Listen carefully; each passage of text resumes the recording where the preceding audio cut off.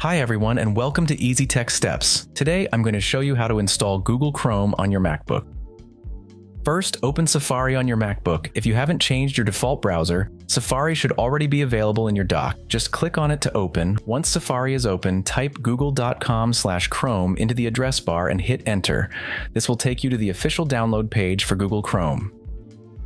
On this page, you'll see a button labeled Download Chrome. Google will automatically detect the macOS version for you. Click on that button to start the download. When the download is complete, the installation file will be saved in your Downloads folder.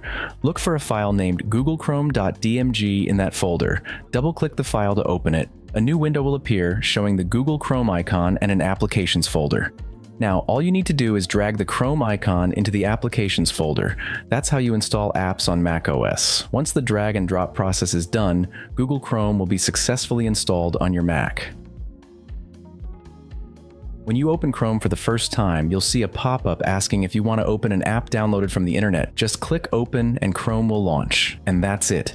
With just a few simple steps, you've successfully installed Google Chrome on your MacBook. If you're new to Chrome, make sure to check out the tutorial videos I've linked in the playlist down in the description. Thanks for watching, and I'll see you in the next video.